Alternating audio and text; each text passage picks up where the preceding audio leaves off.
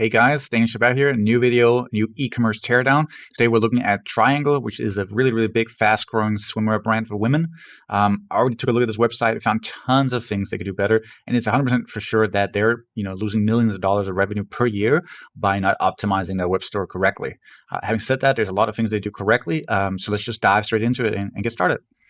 So I'm on the website right here. I'm just going to minimize myself a little bit. And this is the front page. So whenever I start this review of an e-commerce store, I always like to go through the user journey. And I like to look at the traffic, where are they getting the traffic from and how big of an issue do we have here, right? So really quickly, if you go to SEMrush, we can see that a lot of their traffic comes from search, social, and direct. And on the paid, we can only see the Google traffic, but 12% almost is a pretty good chunk. So they're spending a lot on Google ads, but I assume they're spending the majority of their money on social media, Facebook ads and so on. And that makes a lot of sense because they're a social brand. They're really big on Instagram. Look at that, 2.4 million followers. So they're massive. Probably do a lot of influencer marketing as well and working with tons of models and stuff like that, which is all good. But here we're looking at conversion rate optimization and how they can actually improve that. And it doesn't matter what they do. If they spend a lot of money on ads or influencers or affiliate marketing, everything has to be processed through the website. So it's relevant no matter how well you're really doing or what channels you're really working on. So let's go back on the front page. So this is what we see when we load onto the website. What really stands out straight away is that it's very branding focused. Got these really big, beautiful images. They really try to tell a story with that, and I like it. But the problem is there's no call to action. And I can see that a lot of the traffic that's hitting the website goes straight to the front page, and there's just nothing you can really do, right? Like you could see this tiny menu bar up here and try to click on something. Or if you're smart and you realize this is actually clickable, you can click on that too. But there's no way to know that. And it kind of It's one of those things where some visitors will just bounce straight away because they're not seeing anything they can do. So you want to fix that straight away. But let's just scroll down, see if there's anything else. So it's a very short website here. This is just their footer. So that's interesting. A lot of brands will actually build a longer homepage where they will want you to see all different categories they have. That's what we would do as well. We'd probably set up a split test to see that. But anyway, let's assume that I'm on the front page. I'm going to go through the user journey first. So we'll click here. And I can see the products. And now we're on desktop. These images are huge, which I think can work in their favor because you can really see the quality of the product. But on the flip side, it also doesn't allow you to see a lot of products. Now, also, let's notice that we went straight into new arrivals because maybe they don't work, that actually this converts better. But it also means that there's a lot of products that are not seen because this is only new arrivals. So if we scroll down here, you can see that we hover over it. It actually shows a model wearing the product, which I really like. I would do an experiment where every second image has a model or every third image has a model. So something like that. And then when you go down here, maybe it's the one over here. And then if you go down here, it's the one over here. So that there's plenty of opportunity to see that there is a way to see the models, because if you do that, actually customers will realize, well, probably if I hover over any image, it's going to show the model. So it just gives them a little something. Also, this can be a bit bland. You can't tell it's a quality brand just from the actual product with a white background. But when you have these beautiful lifestyle images, you can actually see this is a high-end brand. So it adds value and it gives people a reason to buy a more expensive swimsuit, right? Anyway, so we scroll down here, we can see the products. Everything is orange. I assume this is the color of the season, and that's why they're doing it. And then you can see it goes into purple, and then we can see it goes into some other colors. So that's totally fine. But what I really want to see is more product a little bit faster. So I would do an experiment where I would reduce some of these images so I can do 4x4 instead of 3x3. And that would help get more product out there and get people inspired to buy.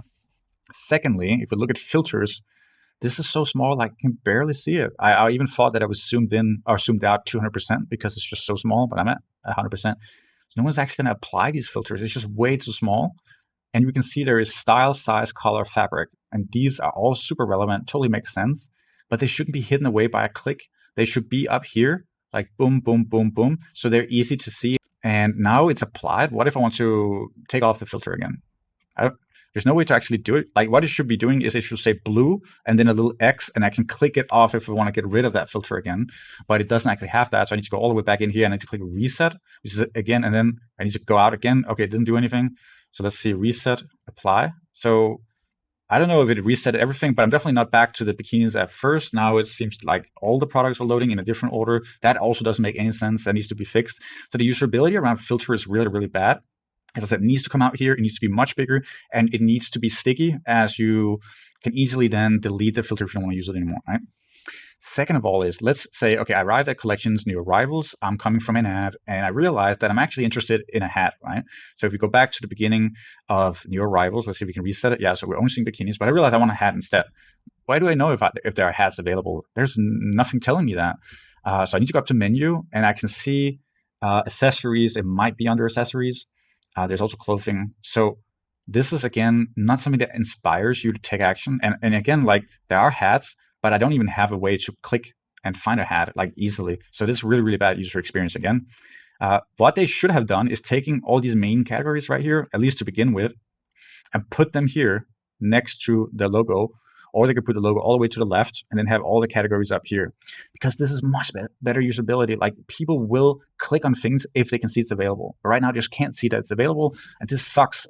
So I'm guessing they could increase their average order value and their conversion rate if they were to split it out and hide it behind 2 to 3 clicks, right?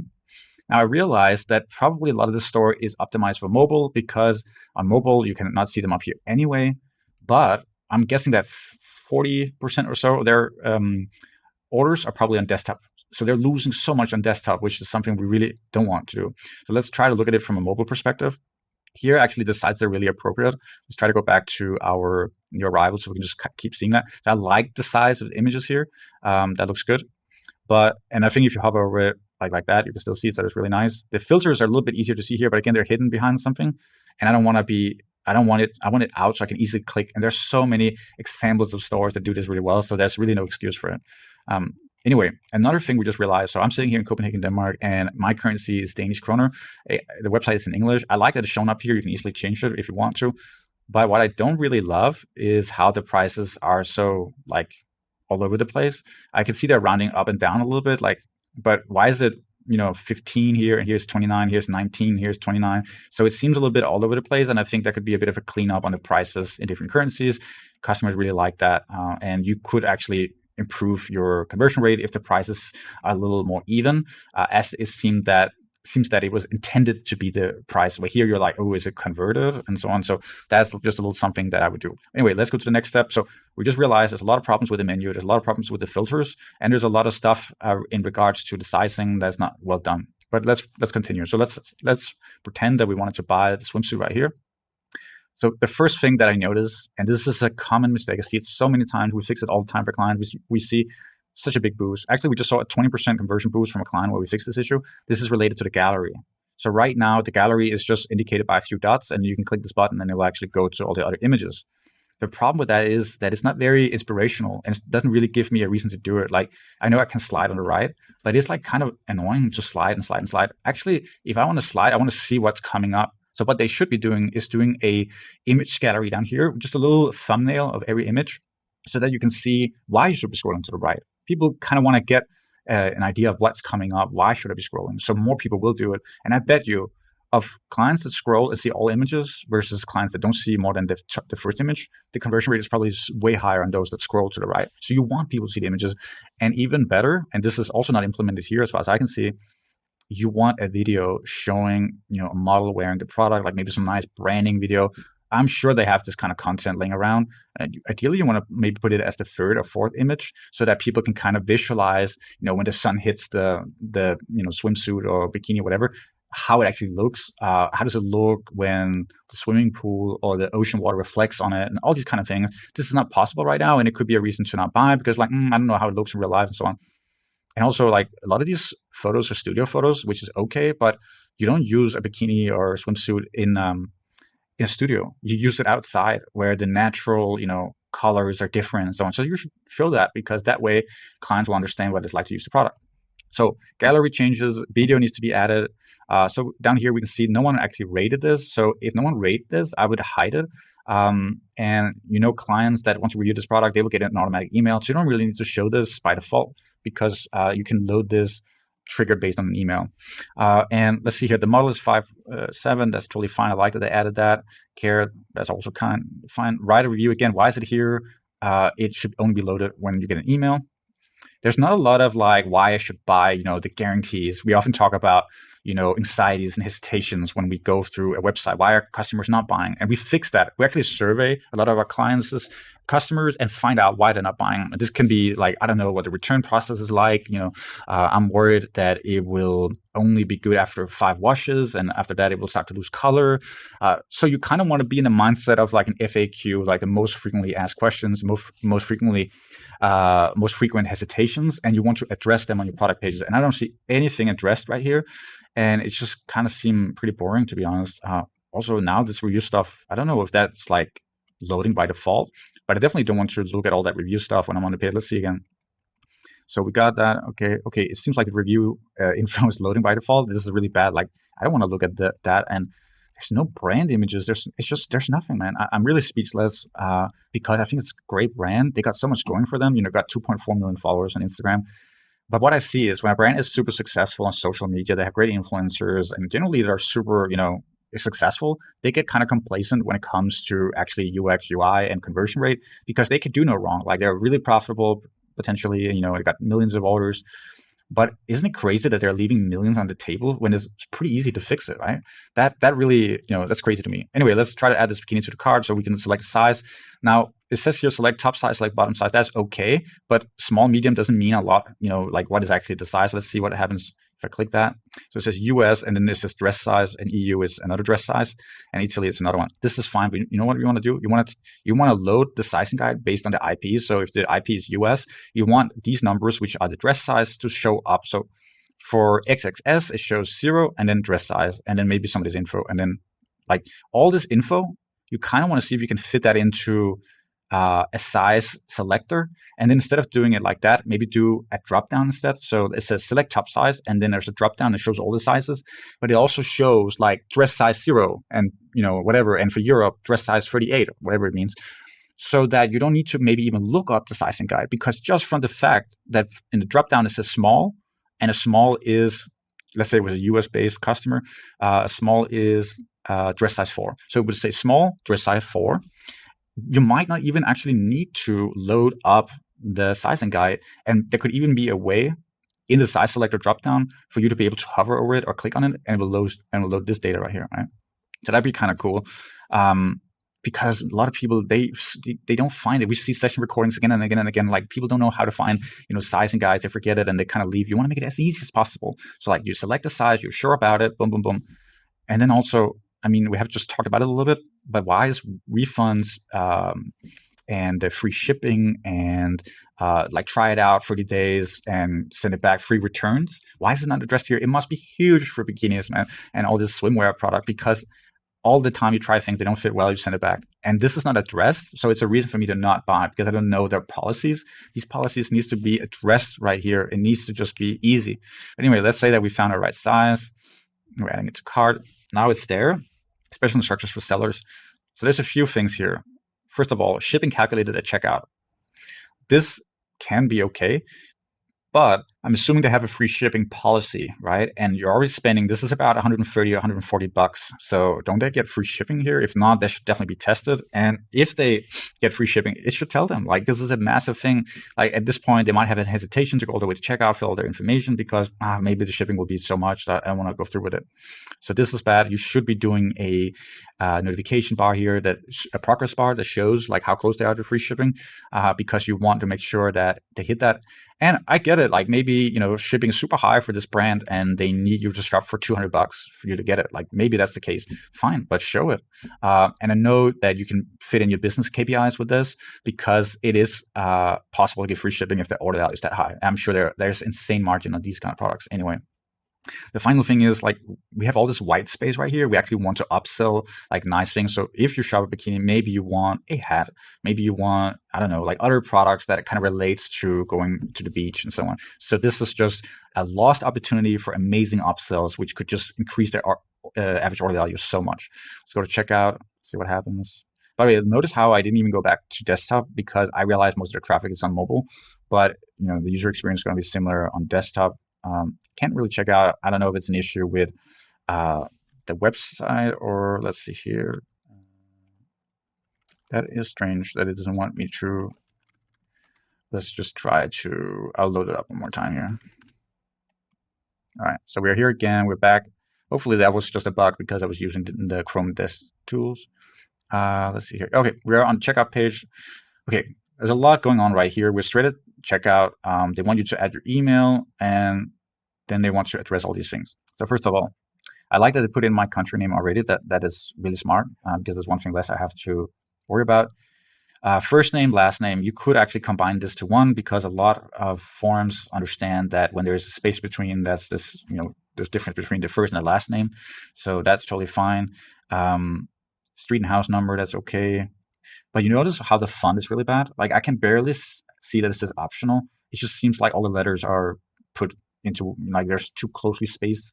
So the font is really bad here. We need to fix that up so that it's easy to digest and easy to read. And again, that is super, super important.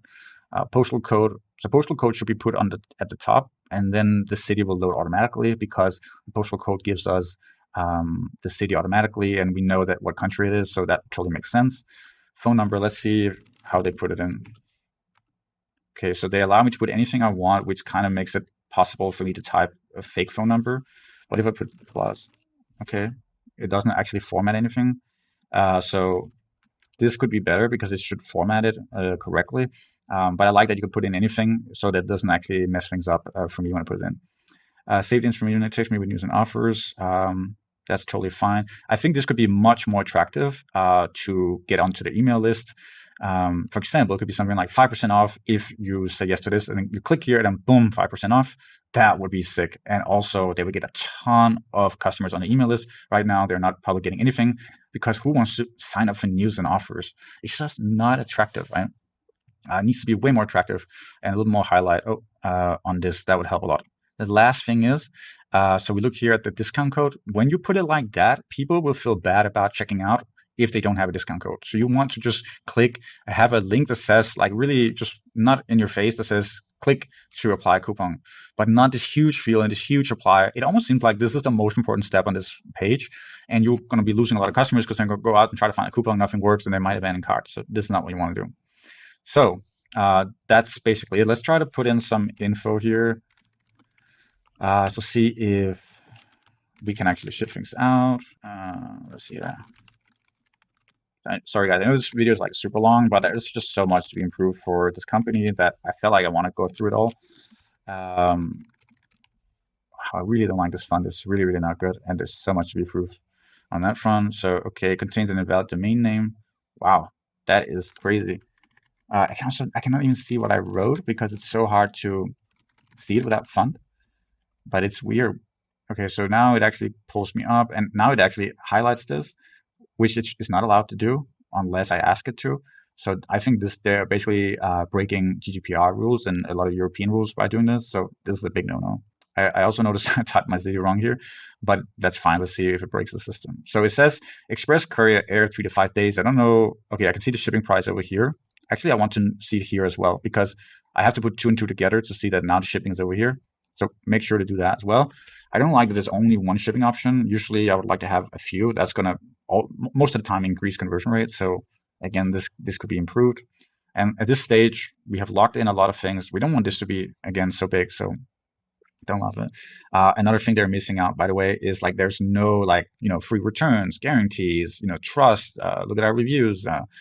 All these kind of things that are so important for customers. It is vital step, at the end of the journey, is not there, and that's going to hurt conversion rate a lot. It's tough. They're losing so many customers. When it comes to payment system for me as a customer, I really like that. There's tons of options, so I don't think there's a lot to improve on this front. Let's see here. So they even have Klarna, so you can pay in 30 days. They have mobile pay, which is a really good solution here in Denmark.